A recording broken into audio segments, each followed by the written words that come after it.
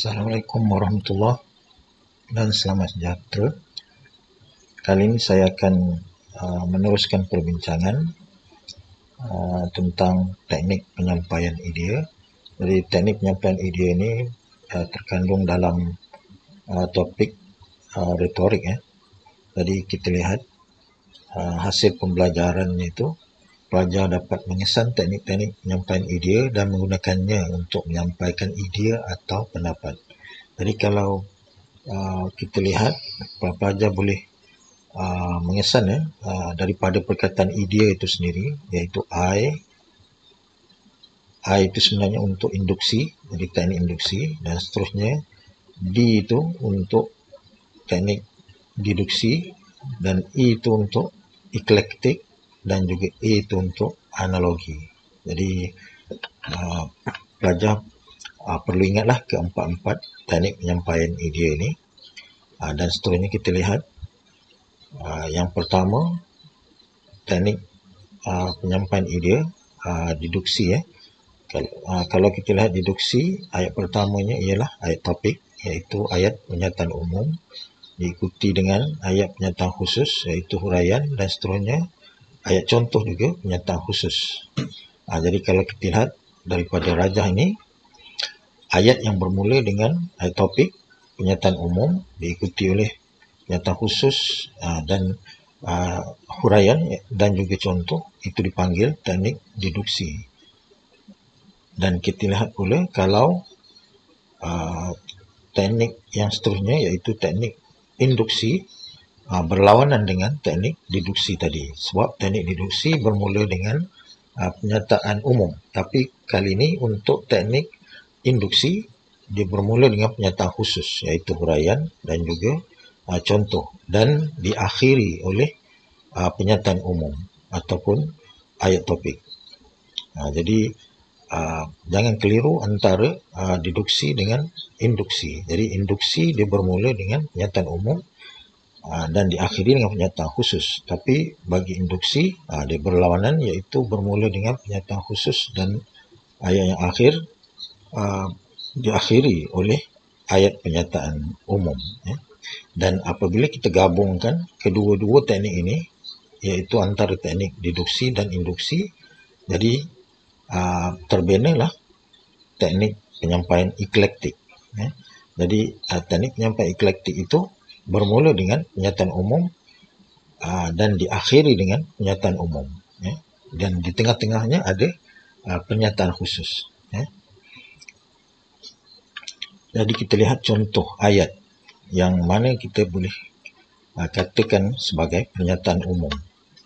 Ayat contoh peningkatan kes denggi semakin membimbangkan akibat sikap masyarakat yang tidak bertanggungjawab. Jadi di sinilah petuanya pelajar perlu mengetahui bahawa pernyataan umum itu ataupun ayat topik itu, kenapa kita katakan umum, kerana dalam ayat itu masih lagi pernyataannya itu tidak jelas, dan kita boleh soal, kita boleh tanya apakah yang dimaksudkan dengan sikap masyarakat yang tidak bertanggungjawab. Jadi maknanya frasa itu perlu diterangkan lagi. Jadi maknanya itulah sebabnya pernyataan itu tadi dikatakan pernyataan umum, sebab masih memerlukan penjelasan ataupun huraian. Jadi ayat kedua barulah menghuraikan ayat topik tersebut, dan seterusnya ayat ketiga, ayat contoh juga menjelaskan huraian yang juga kita katakan pernyataan khusus. Contohnya, orang ramai tidak membersihkan kawasan kediaman. Jadi itu huraian sikap masyarakat yang tidak bertanggungjawab itu tadi. Jadi mana itu sudah dikatakan khusus, pernyataan khusus. Dan contoh itu, apa contohnya? Mereka membiarkan air bertakung di dalam tenteng kosong dan alas pasu bunga. Jadi itu juga sudah khusus. Jadi kita tak perlu tanya. Jadi itulah perbezaannya antara pernyataan umum dengan pernyataan khusus.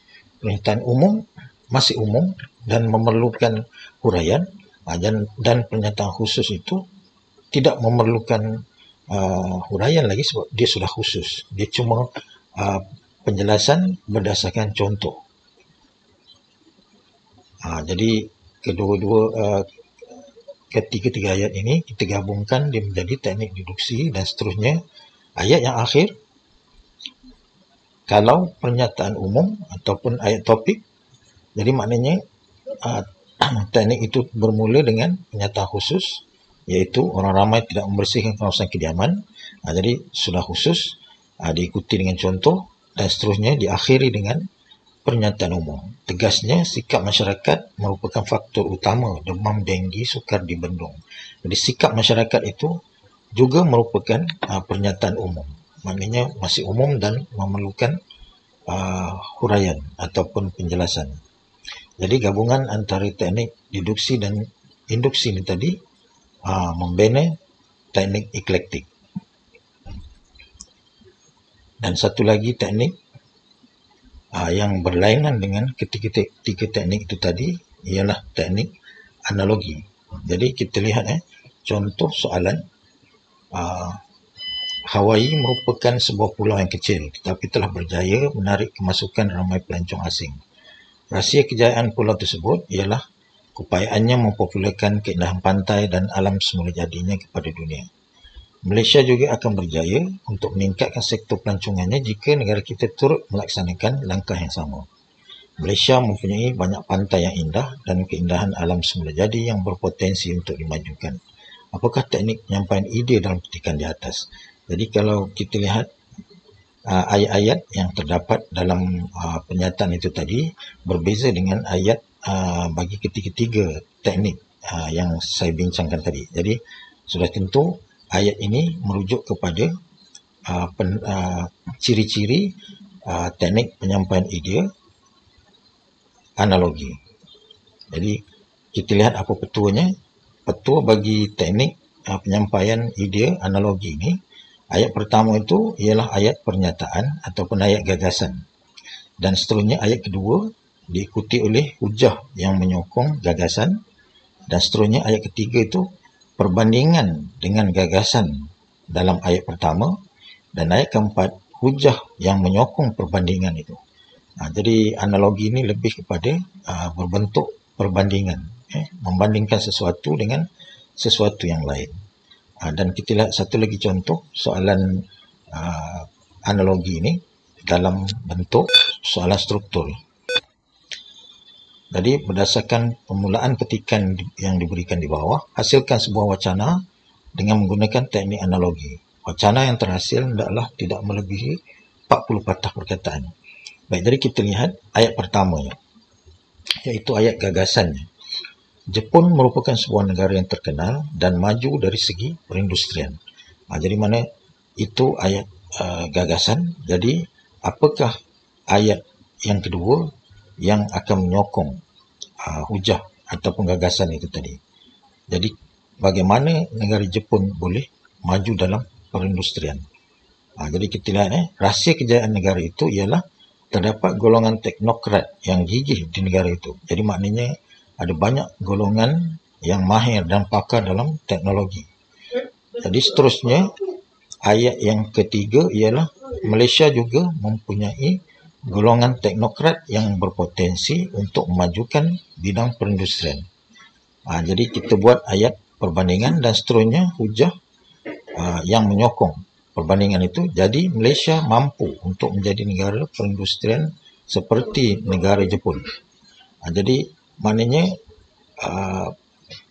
kena ikuti petua itu, iaitu ayat pertama, ayat pernyataan ataupun ayat gagasan itu tadi.